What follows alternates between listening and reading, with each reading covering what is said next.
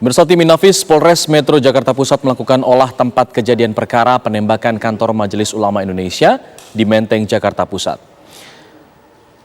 Olah TKP dilakukan bersama dengan petugas Reskrim Polres Metro Jakarta Pusat. Petugas melakukan olah TKP mulai dari halaman hingga ke dalam gedung. Tim Inafis akhirnya keluar dari TKP dengan membawa 1 buah tas dan 1 kardus.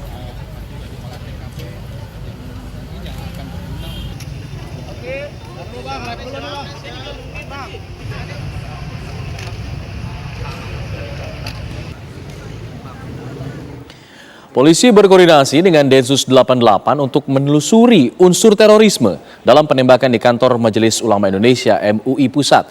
Selain profil, temuan surat yang diduga berisi tuntutan pelaku juga terus ditelisik oleh petugas.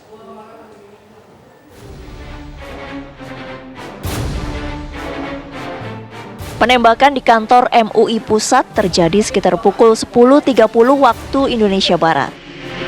Pelaku diketahui datang dan diamankan oleh petugas pengamanan dalam karena tak jelas kepentingannya. Pelaku kemudian menembakkan airsoft gun kepada pegawai. Pelaku yang pingsan sempat dilarikan ke rumah sakit, namun akhirnya tewas. Oleh pihak Pamdal karena tidak dapat menjelaskan kepentingannya apa, bertemu dengan siapa, namanya siapa, di Pamdal ditahan.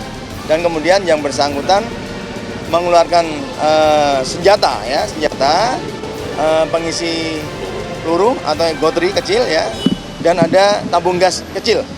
Nah, ini boleh dikatakan biasanya disebut dengan airsoft gun ya, airsoft gun, bukan senjata api ya, ingat, bukan senjata api. Namun alangkah lebih detail nanti kami meminta kepada lapor bagian metalurgi apakah jenis senjata ini. Karyawan maupun pengamanan dalam dikejar dan diamankan. Ya. Pada saat proses diamankan beberapa saat kemudian tersangka ini pingsan. Ya. Pingsan dibawa ke polsek, dari polsek dibawa ke rumah sakit. Tepatnya di Puskesmas Menteng. Ya. Langsung dilarikan ke Puskesmas Menteng dan pada saat diperiksa oleh dokter Puskesmas yang bersangkutan dinyatakan meninggal dunia. Dari pemeriksaan lokasi ditemukan surat yang diduga berisi tuntutan pelaku. Polisi juga menelusuri profil pelaku dan kaitannya dengan aksi teror.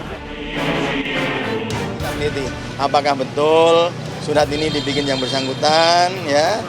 Karena ada beberapa dan memang di situ ya, makanya kami akan kirimkan anggota kami ke Lampung ya, tentang Pak, background latar belakang orang ini sebenarnya bagaimana. Ada dugaan teror, Pak? Sementara ya kita dalamilah keterkaitan, kami juga akan koordinasi dengan Densus apakah orang-orang ini ada dalam jaringan atau tidak ya. Kami tidak berani menyimpulkan sekarang. Pihak Majelis Ulama juga menelusuri dugaan pelaku sebelumnya pernah datang ke MUI termasuk pengakuan sebagai nabi.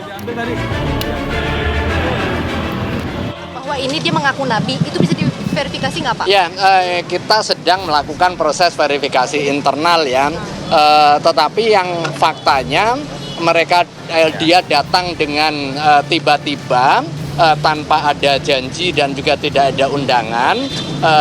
Biasanya memang ketika ada tamu yang hendak bertemu dengan pimpinan Majelis Ulama Indonesia dengan atau tanpa janji, mereka mendaftar di resepsionis. Dan tadi juga begitu yang bersangkutan datang juga menemui resepsionis, tetapi di dalam proses diskusi terjadilah peristiwa yang begitu cepat tersebut. MUI berharap kasus penembakan bisa terungkap secara jelas. Dari Jakarta, tim TV One mengabarkan.